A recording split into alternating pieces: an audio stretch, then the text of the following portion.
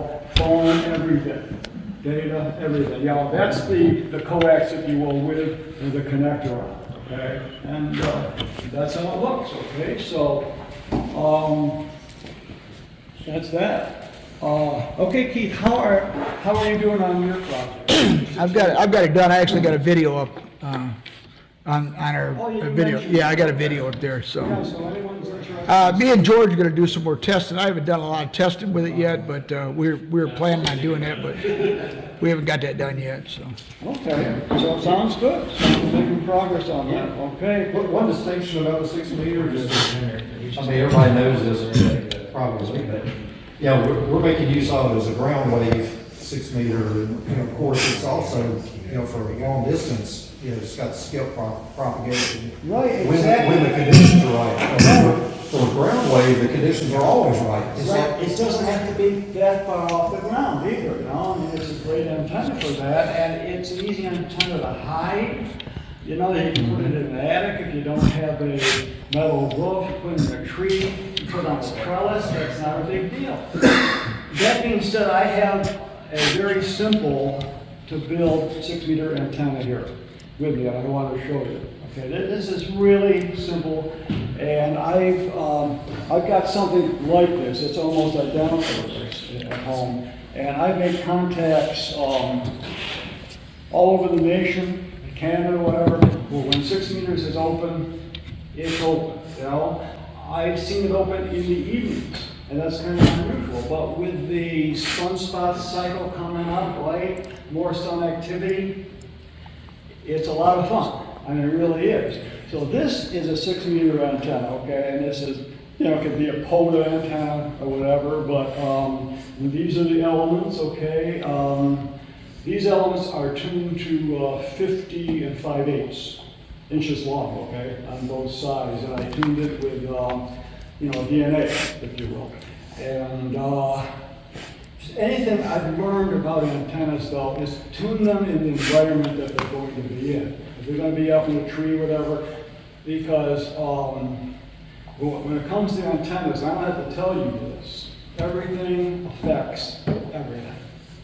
Ground, what's in the ground, trees around it, how high it is, everything affects everything, you know, so don't overanalyze antennas. I mean, if it works for you, you know, if you tune it, it's fine, okay, but this is a Candex circuit box, if you will, okay, bought this at Lowe's for $3.98, I believe, okay, and then it's just the electrical PVC stuff, okay, and I've got a 2-contact solder terminal, okay, on the inside of that, okay. Very simple to build, it's just real simple, okay, and then I'm not going to try to string this because I think I did this in one meeting. It took me forever to do it. But this is what happens there, okay? So that's for one side of the antenna, okay? And that's how long it is. It's not a big deal. Easy to hide. It really is, you know? If you're in an HOA apartment, it's really easy to hide, okay? Now, obviously it comes with a cover, you know? I don't have the cover on right now because I just wanted to demonstrate it. That's the cover, okay? Ferrite, okay, now I like ferrite, I really do. This is mix 43. This stuff is good to 300 megahertz. I mean, it really is. This is good stuff. The mix 43 is probably what I'd recommend, you know, over any of the other deals, especially for 6 meters. You know, a lot of people will love the coil balance, whatever, the air balance they call it, right? And they work really great, but they're more efficient, I found anyways, and this is just my opinion. They work better at the lower frequencies, okay? When you get into the higher frequencies, I think the ferrite works better. So this will definitely attenuate the common mode current really well, okay? And I just got the PL 259 on the end with an SO239. A coupler, if you will, just for coupling the antenna. But this ferrite, and another reason I like it is, you know, coax, obviously, you're going to probably need 10 or 12 feet coax. You know, you want to make the 10 turns, whatever, 6, 8 inches, whatever. And this stuff, when I bought this, it was $274 a piece. You know, so that's probably what you'd be paying more for that, I think, in coax, whatever. And you're adding to the feed line. Okay, you really don't need. This attenuates a common note really well. You know, I've experimented with this, you know, the air balance, and I just like this. I like this better now. You know, some of you guys may have other opinions, and that's fine. You know, I respect that. If you have any questions on any of this stuff I'm talking about, feel free to stop me, okay? Just a quick question, is that a clamp around or like did you? put No, that these on? very coils, I mounted these before I mounted Okay. the connector, okay? Yeah, they do have the snap-ons too, but these look really nice. The way I mount this, and I don't know if I have that or not, but I have a piece of a parachute cord on here, okay? And hold it up like that. You can hold it up in a tree, whatever. You can put an eye bolt in here too. You've got a little bit of conductivity there, but it's not a big deal. You use an eye bolt, but I do that. And let's see, what else? You can mount this on a mast if you want to. You can encase your ferrite in, in the PVC. Okay.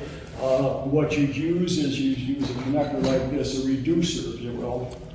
This would go in like this, and you put a 1-inch piece of electrical PVC on here, okay? And then you put these guys inside that, okay? And then you could use a double clamp to mount that PVC on a mast, okay? Anyways, a really simple antenna, and you can have a lot of fun with that. So this antenna, if you wanted to turn it into a 10-meter antenna, you could easily do that. You just extend your elements, whatever, right? You're going to have a little drooping. You're going to have a little bit of drooping, so you definitely want to glue everything together so it doesn't fall apart. But that's an easy fix for you.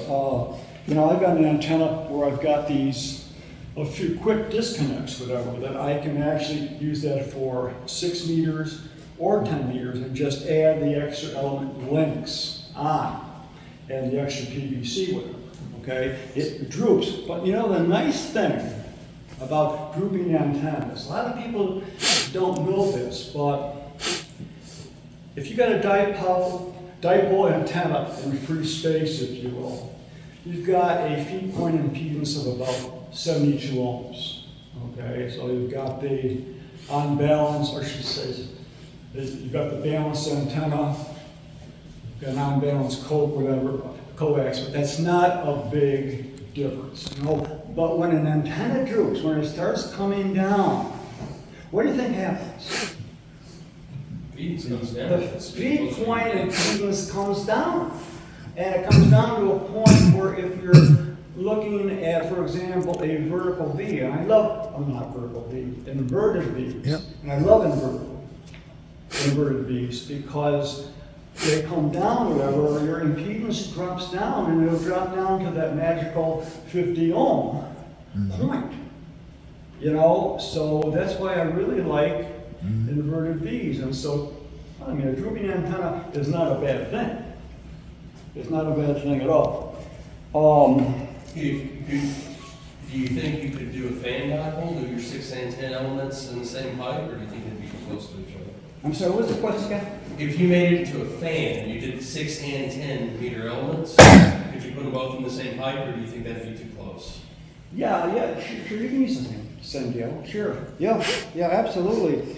These, just one more statement on the ferrets, if you will. The stuff has really a low permeability, if you will, but relatively high resistance. Okay, so it does work really good. I know I'm belaboring ferret, but I really like it. Well, let me just talk about a few more things. Okay, if you can go to the next photo. Okay, this is showing what is this showing? Or I see a. Well, this is an offset fed, okay, this is an 80-10 offset fed. You know, obviously, when it's in a tree, it's hard to see the antennas, you know, I mean, it really is. I guess that's a good thing, whatever, but, that's an offset, if you will, and I'll talk about that in just a minute. If you notice, I've got that on a pulley, okay? And the reason I do that is when I launch an antenna, if you want to maintain that antenna, if you want to take it down,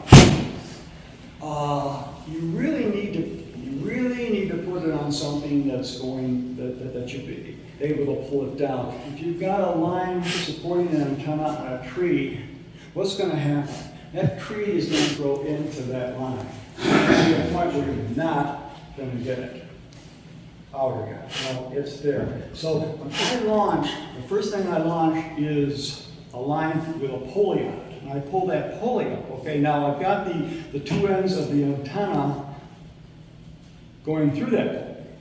Because obviously, you don't want to pull the pulley up off the antenna. And you got to hang on to both ends of that antenna, the pull line and the antenna. Because if you don't, obviously, it's a moot point. But once you get that up there, you get the pulley up there, and you secure that, okay? Now at that point, you can pull down or pull up that antenna anytime you want. If you need to maintain it or whatever, change out the coax, whatever. A pulley is the way to go. And it's far enough away from the elements where I don't think the conductivity is an issue. No, I really don't. Now, I use I also have an end-fed antenna.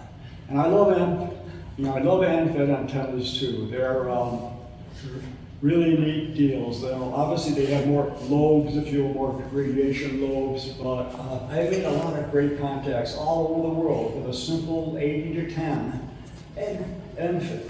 Okay, I've got one, and it's 136 feet long, I believe.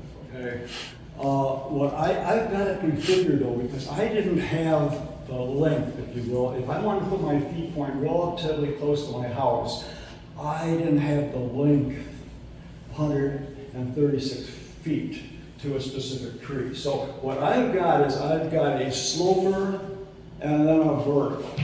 Okay, so it's all one antenna, but it slopes and then it's a vertical. And I used a non-conductive pulley. It does have a steel pivot in there, but I don't think that's much of an issue. And so this antenna slopes up there and then it slopes down for about maybe 30 feet or so, whatever.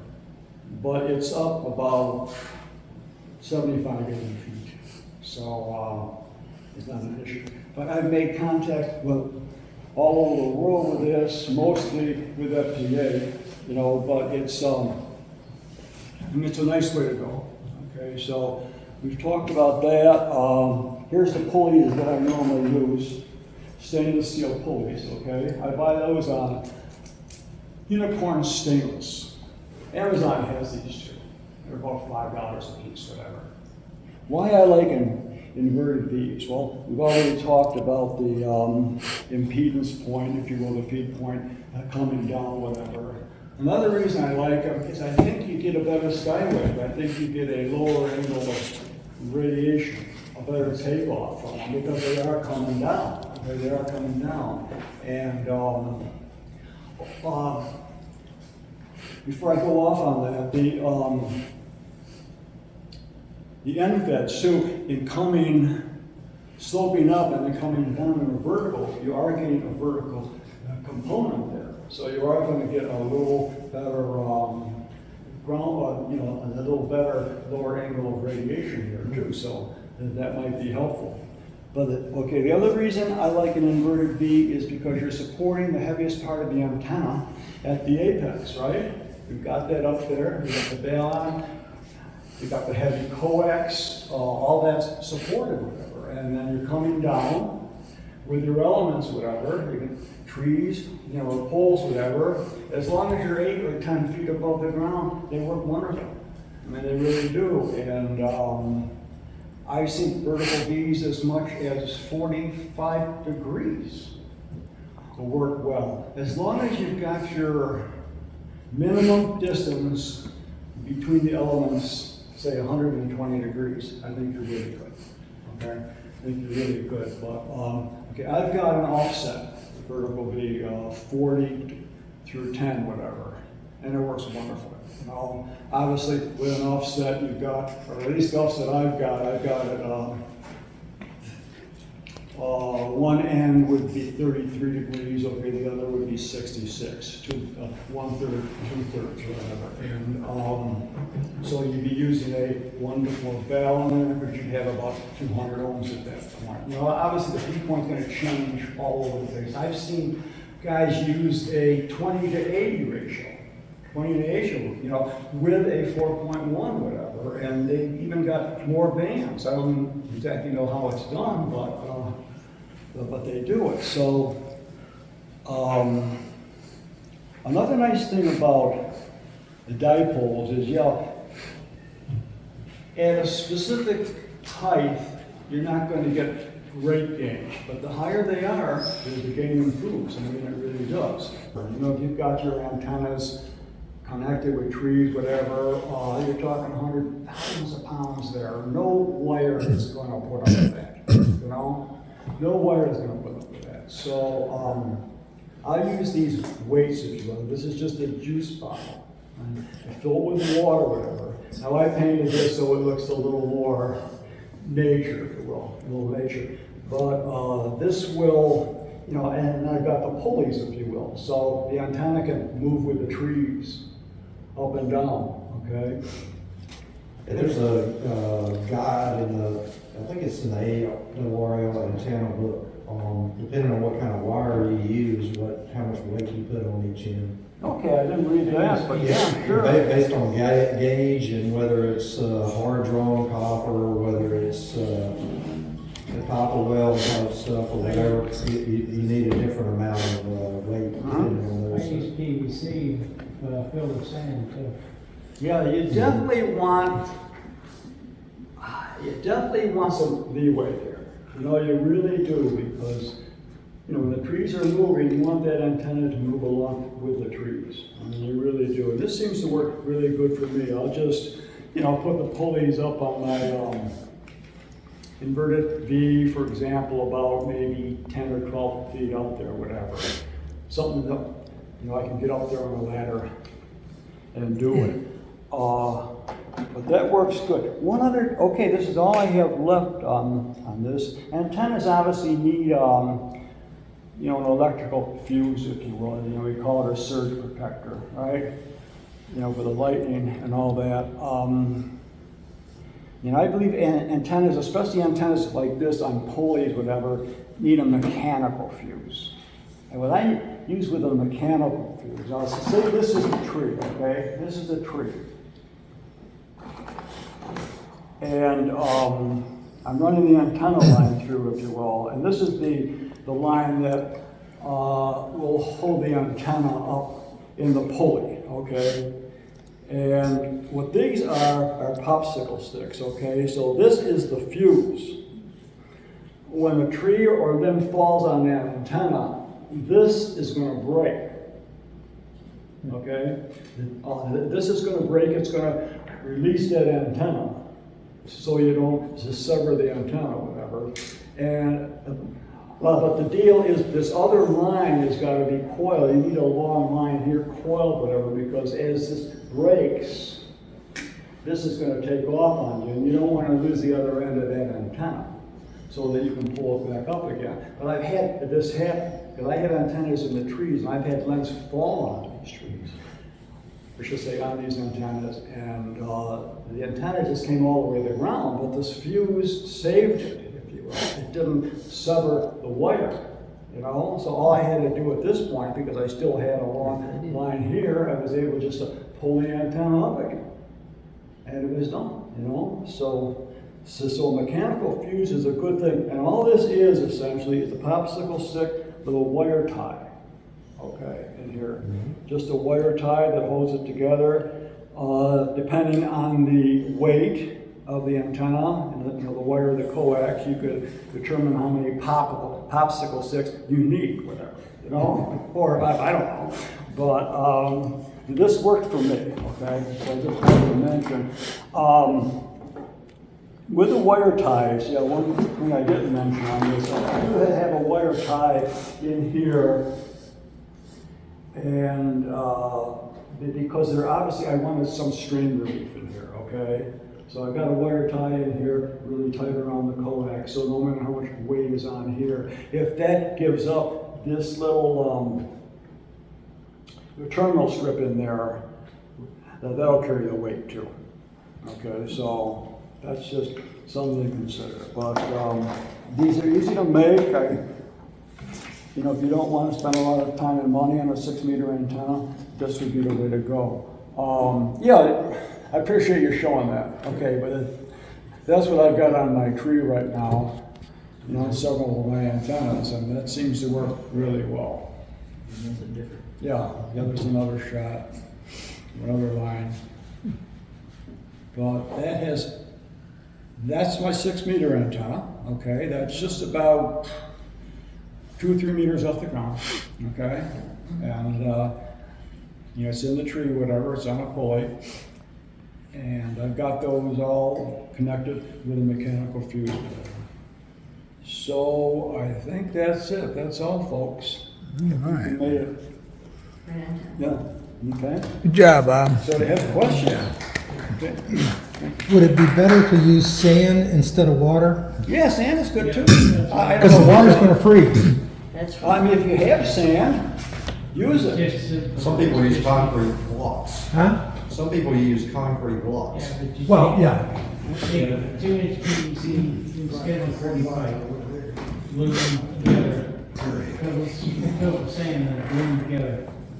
And you don't have to worry about it. Watertight. You don't have to worry about freezing.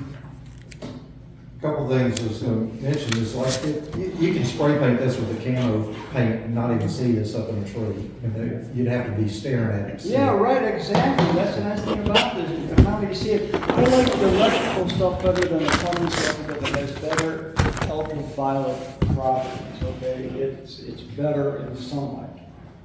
Well, of course, if it's in a tree, maybe that's not as big an issue, you know?